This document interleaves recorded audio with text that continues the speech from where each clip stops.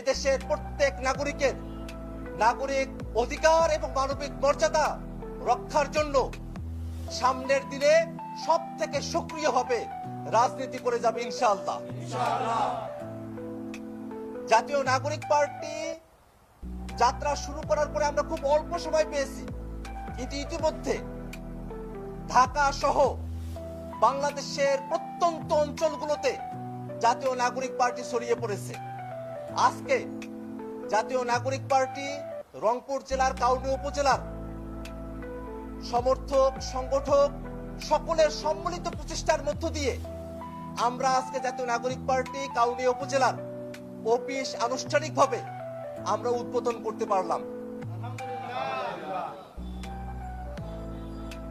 অনেকে মনে করেছিল জাতীয় নাগরিক পার্টি শুরু হবে, কিছু তরুণ মানুষ এর সঙ্গে যুক্ত হয়েছে, দেশের আপামর জনতা হয়তো জাতীয় নাগরিক পার্টির কথা জানবেই না, তাদের সঙ্গে যুক্ত হবে না, কিন্তু তাদের সেই ধারণা আজকে কিন্তু ভুল প্রমাণিত হয়েছে।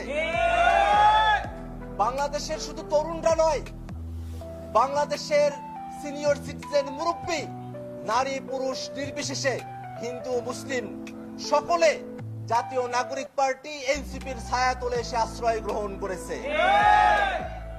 আমরা বিশ্বাস করি সামনের যে বাংলাদেশ, যে গণতান্ত্রিক লড়াই চলছে, এই লড়াইকে বিজয় অর্জন করার জন্য সারা দেশে জাতীয় নাগরিক পার্টি যেভাবে কাজ করছে তার সঙ্গে তাল মিলিয়ে জাতীয় নাগরিক পার্টি রংপুর জেলার কাউনিয়া উপজেলার সংগঠকরা সর্বোচ্চ ত্যাগ তিতিক্ষা দিয়ে জাতীয় নাগরিক পার্টিকে সামনের দিকে এগিয়ে নেবে ইনশাআল্লাহ।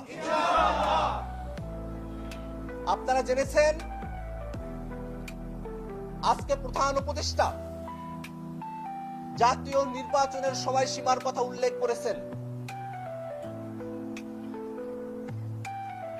আমরা মনে করি জুলাই ঘোষণাপত্র, জুলাই সনদ বাস্তবায়ন হওয়ার পরে নির্বাচনের সময়সীমা ঘোষণা করা হলে জনগণের প্রত্যাশা পূরণ হতো।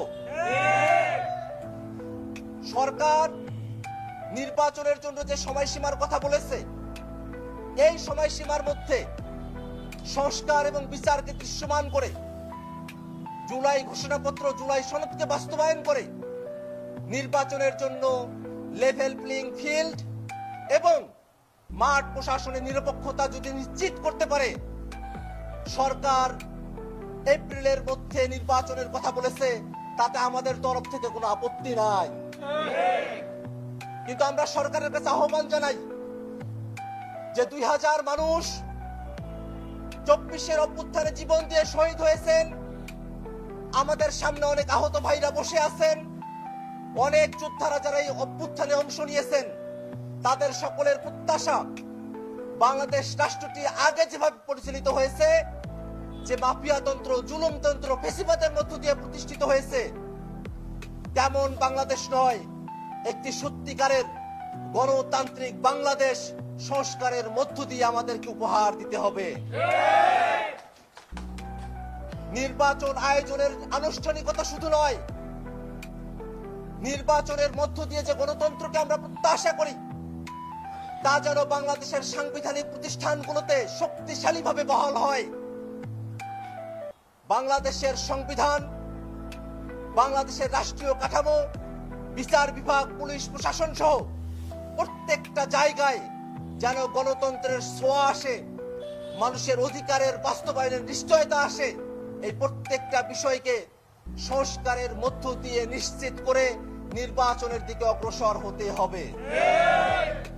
বাংলাদেশের মানুষ দীর্ঘ সময় ধরে এক ফেসিবাদী সংবিধানের মধ্য দিয়ে নিজেদের রাজনৈতিক ভবিষ্যৎকে হুমকির মধ্যে দিয়ে যেতে দেখেছে।